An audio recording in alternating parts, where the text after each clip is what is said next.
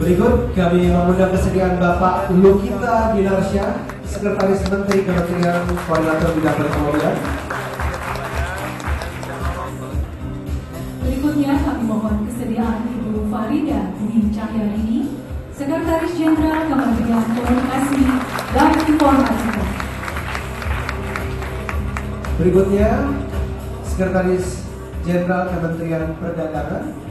Kami mohon untuk dapat menuju ke depan.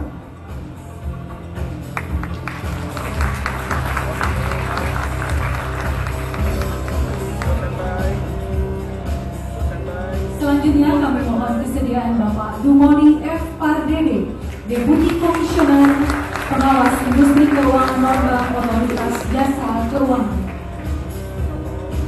Dan kali ini kami juga mengundang kesediaan Bapak Ronald Was, Deputi Gubernur Bank Indonesia.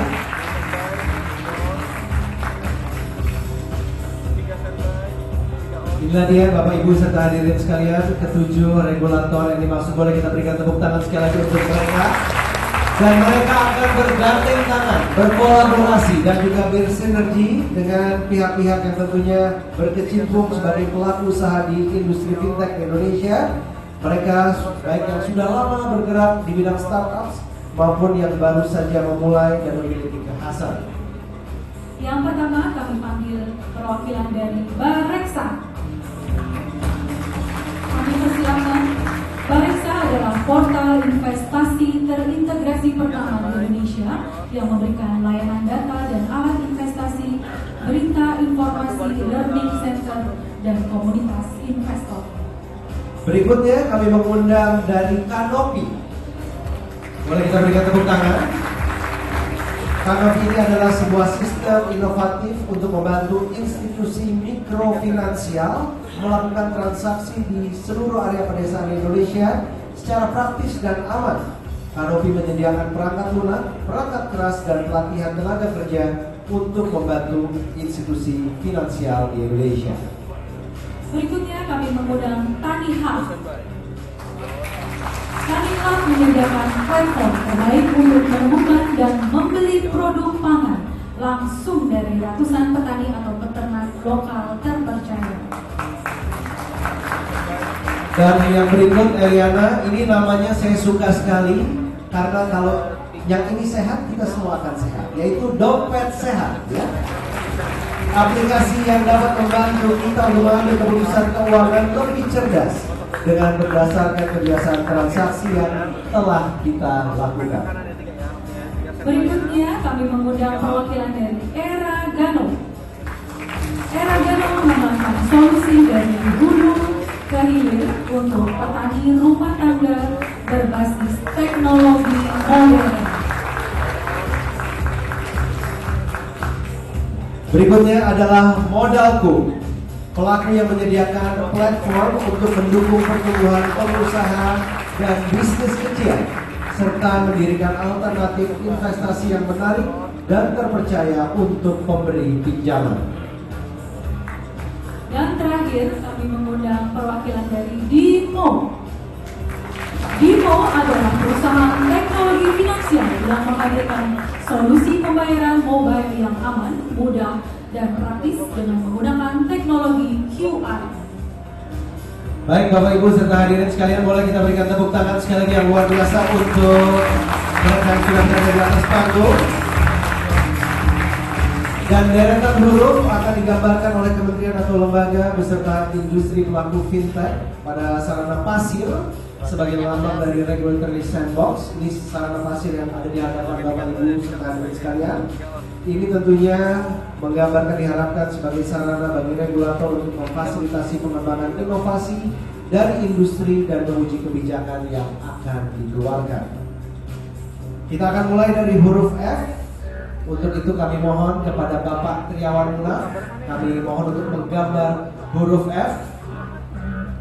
Hadirin kita saksikan bahwa di layar paling kiri telah huruf F. Selanjutnya kami mengundang Bapak Mardiasmo untuk mengukir huruf I.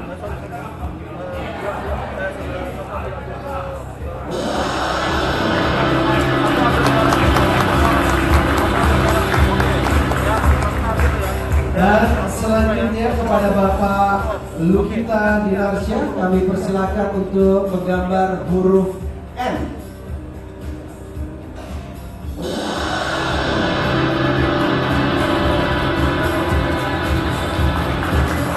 Berikutnya kami mohon perkenan Ibu Farida Dwi Cahyani untuk mengukir huruf T.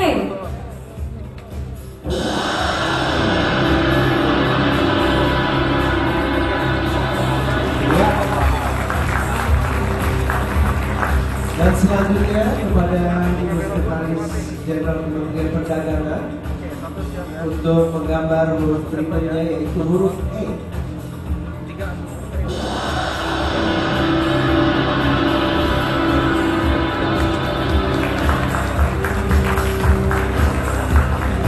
Selanjutnya kami mohon kesediaan Bapak Dumoli F. Fadili untuk mengukir huruf C.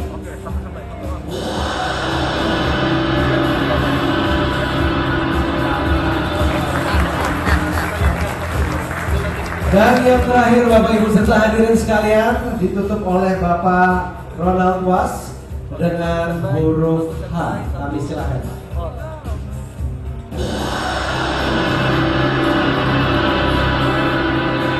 Boleh kita berikan tepuk tangan yang paling meriah Bapak Ibu serta hadirin sekalian, dan tulisan ini akan berevolusi menjadi tulisan fintech dengan teknologi terkini sebagai wujud dari apa yang akan dihadirkan oleh Bank Indonesia Fintech Office, kemudahan, kepraktisan dan juga kemajuan teknologi untuk seluruh masyarakat.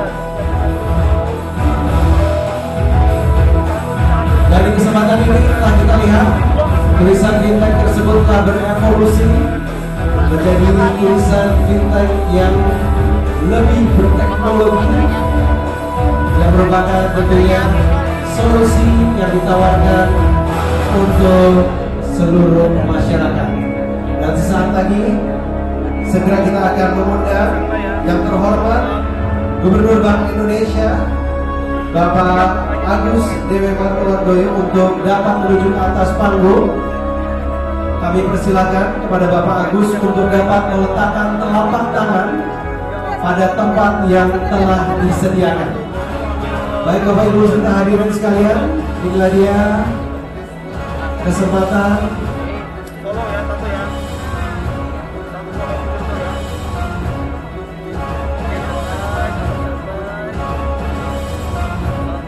Baik Bapak Ibu serta hadirin sekalian, kami persilakan untuk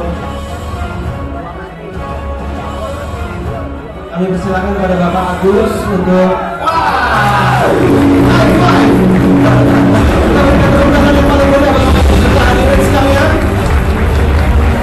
dan kali ini Bank Indonesia Fintech Office dari mulai huruf F, kami mohon Bapak Agus untuk dapat menekan huruf F, huruf I, huruf N, huruf T, huruf E, huruf C, dan huruf H. Dan diikuti dengan pengarsir logo Bank Indonesia Fintech Office dan akan diarsir oleh Bapak Agus Dewi Martowardoyo. Dan hadirin replika resmi hadir Bank Indonesia Fintech Office. Sebagai lembaga Bank Indonesia yang berperan sebagai fasilitator, katalisator yang menjadi roda perkembangan ide inovatif, sekaligus memberikan dukungan terhadap perkembangan fintech sebagai aset penunjang perekonomian nasional.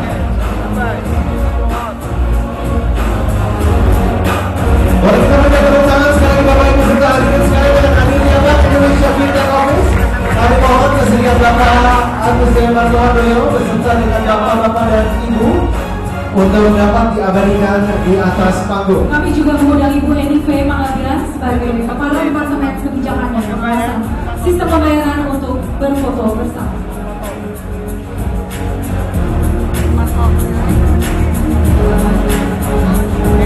Ya, tentunya hadirin berbahagia, dengan resminya hadir Fintech Office Indonesia, maka diharapkan Ini akan menjadi wadah dan juga solusi untuk berbagai macam transaksi dan pemrosesan pembayaran. Baik, terima kasih banyak kepada yang terhormat Gubernur Bank Indonesia dan juga Bapak serta Ibu sekalian, kami persilakan untuk dapat kembali ke tempat.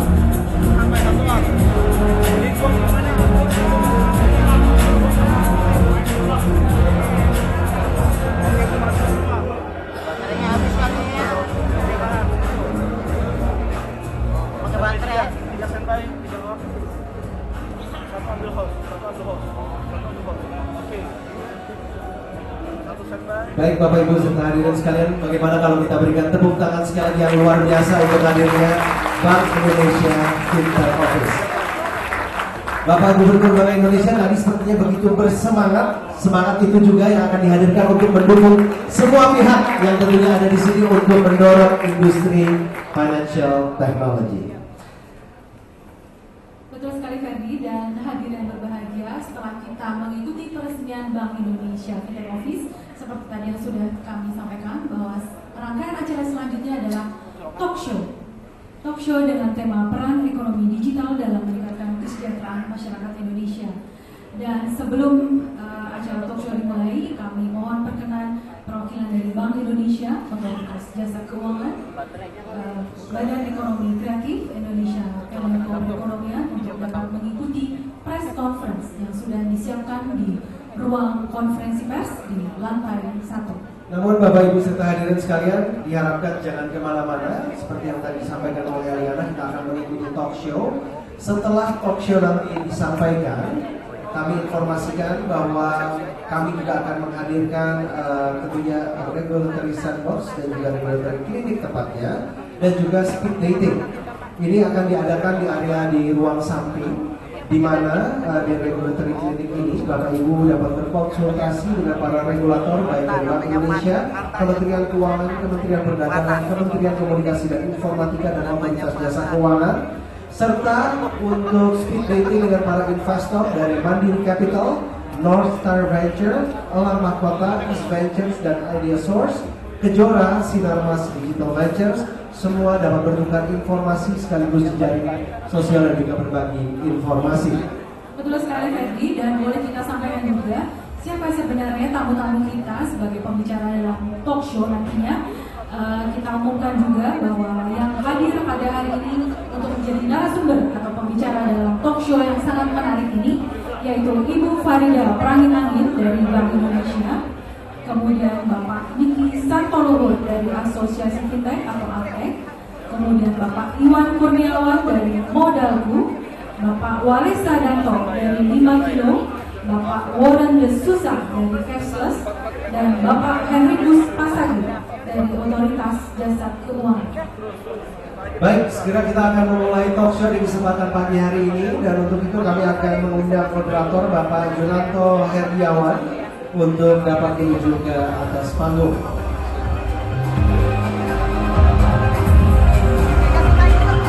Dari Gladia, Kepala BI Fintech Office, Pak Junanto sudah hadir di tengah-tengah kita.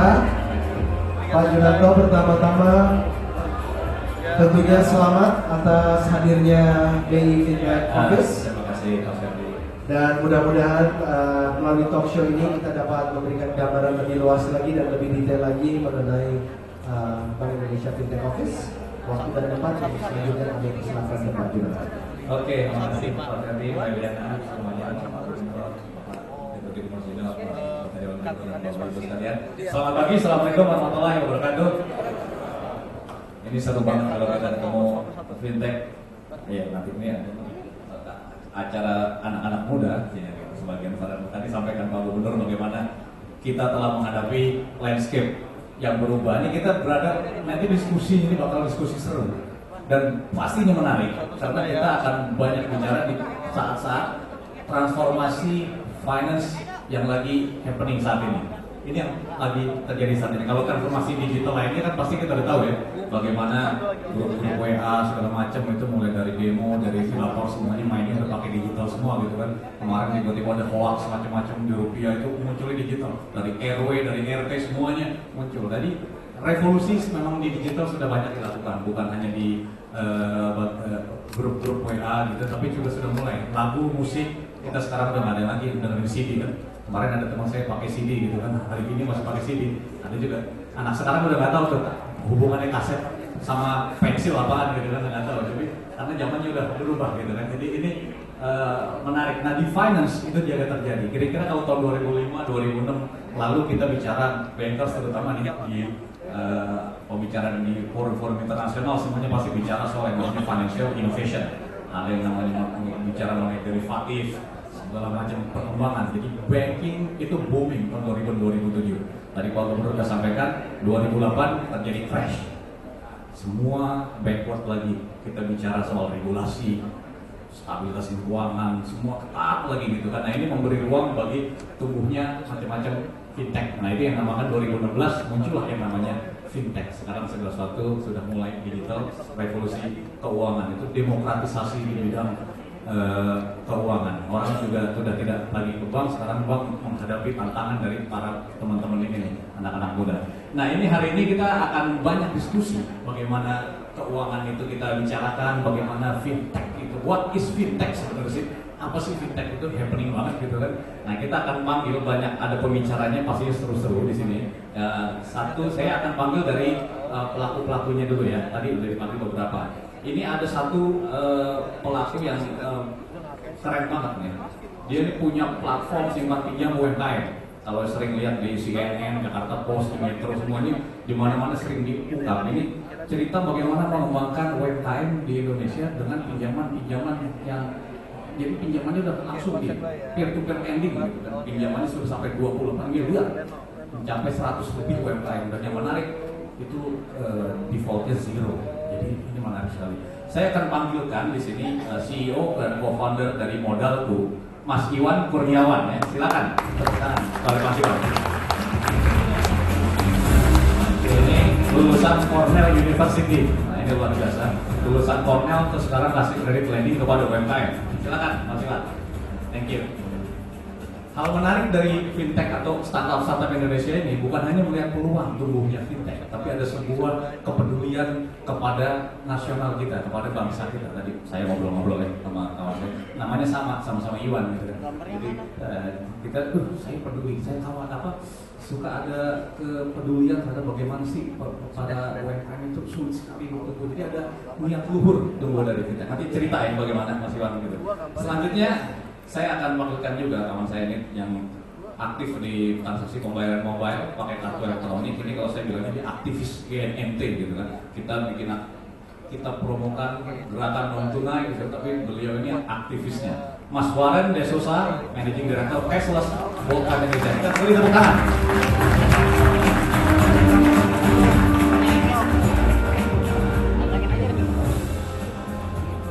Dan selanjutnya ini menarik karena kita sering punya masalah bagaimana harga cabai tinggi, harga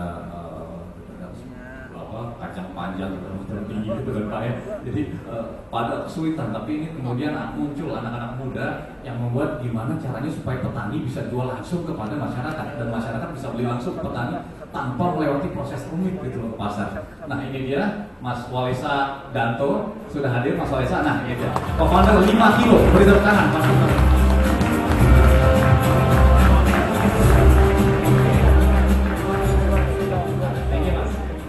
Ini masternya di teknologi media digital and game. Itu asik banget ya, master di bidang game. Baik, selanjutnya yang keempat bicara hari ini adalah dari fintech. Tentu ada perkembangan asosiasi fintech. Ini kan jadi fintech kita berkumpul. Jadi beliau juga presidir dari Kartuku, yaitu payment service provider dan third party payment ya. Kami panggilkan Mas Diki Santo Luhur. Silakan.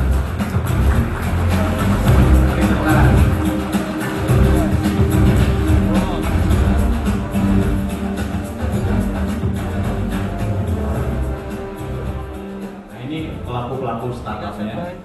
Sekarang kita bicara dari sisi bagaimana bisa berkembang. Tentunya tadi Pak Gubernur sudah sampaikan perlunya koordinasi antara elemen-elemen dan regulator. Saya akan panggilkan dulu, ini dari peneliti ekonom senior dari OJK, beliau juga ketua sub tim fintech tim pengembangan inovasi digital ekonomi keuangan. Ini menarik, kita akan panggilkan Pak Hendrikus Pasaki. Beri tepuk tangan, panggil Pak Hendrikus.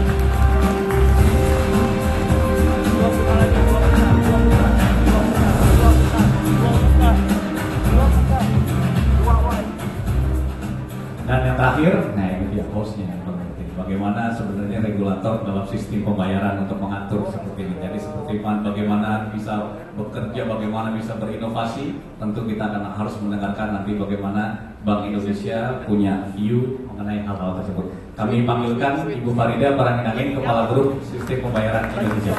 Tepuk tangan.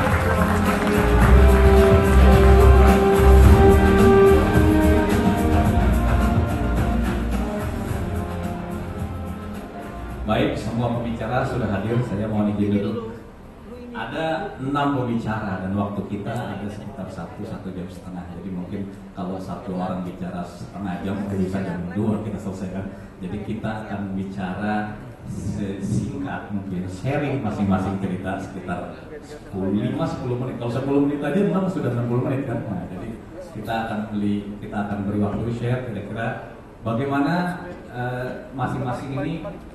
Tema kita kali ini adalah bagaimana ekonomi digital ini bisa mendorong masyarakat ke kemaslahatan dan kemakmuran kesejahteraan masyarakat. Nah, itu Presiden Jokowi kemarin lihat di Tiongkok tadi Pak Ibu sampaikan bagaimana ekonomi digital ini bisa mendorong ekonomi Indonesia. Nah, dari pelaku dan dari regulator bagaimana bisa bersinergi yang tujuannya adalah meningkatkan kesejahteraan masyarakat. Ini hal menarik yang bisa kita saringkan dari ini. Kalau tadi Bu Farida kita pada terakhir, kali ini kami akan beri kesempatan pertama untuk menyampaikan bagaimana Bank Indonesia ini melihat perkembangan startup ini. Terus kemudian tadi disampaikan ada PBI mengenai konsentrasi pembayaran, mungkin bisa di-share. Kami silakan Bu Farida 10 menit ya. Terima kasih Pak Iwan. Saya memanfaatkan waktu yang singkat ini untuk menampilkan beberapa fakta yang kami kumpulkan, Pak. Boleh ditayangkan? Kalau kita lihat berbagai perkembangan, terutama tren perkembangan informasi teknologi, Pak, Bapak Ibu bisa melihat di sini ada banyak teknologi yang muncul yang tak terelakkan, yang kemudian mengubah fenomena pembayaran. Kalau kita bisa lihat di situ, ada banyak pelayanan yang berbasis teknologi. Yang kemudian kita juga mendengar jadi buzzword fintech. Ada pembayaran menggunakan berbagai moda teknologi. Bapak Ibu bisa lihat di situ. Kemudian juga kita tergagap-gagap. Tiba-tiba kita masuk dalam era yang bisa membayar dengan mobile phone, dengan apapun alat yang tak terbayangkan. Bahkan mungkin juga dengan gadget yang ada yang kita pakai, mungkin juga dengan jam tangan. Ini merupakan satu perkembangan yang menjadi kenyataan tidak hanya di luar sana tapi juga di Indonesia. Kemudian pada halaman berikutnya bisa kita lihat juga kenyataan lain yang juga patut kita simak adalah bahwa Indonesia ternyata pengguna internet yang terbesar. Kalau kita lihat pertumbuhannya 19% di Indonesia, ini pertumbuhan yang terbesar. Wow sekali kenyataannya. Tetapi juga bisa ini juga dibandingkan dengan negara lain kita 19%. Ini data yang terakhir yang kami kumpulkan. Kemudian kita bisa lihat juga data yang lain pada halaman berikutnya. Layanan pembayaran muncul, macam-macam layanan pembayaran yang memudahkan kita. Kita tidak harus bergerak kemana-mana, dan ini memfasilitasi kesibukan manusia masa kini yang memang tidak punya waktu banyak untuk melakukan pembayaran. Bukan cuma pembayaran, tetapi juga yang pembayaran yang sifatnya rutin bahkan.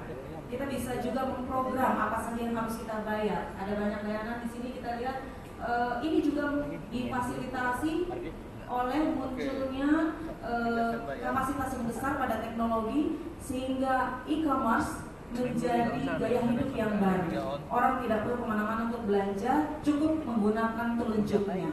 Dan ini juga menjadi sebuah kesempatan yang besar untuk para innovator, para startup untuk menggarap pasar yang besar ini. Kita lihat juga data di situ, ada beberapa data yang di quote. Menkominfo memperkirakan transaksi e-commerce sudah mencapai $4,9 miliar pada tahun 2016.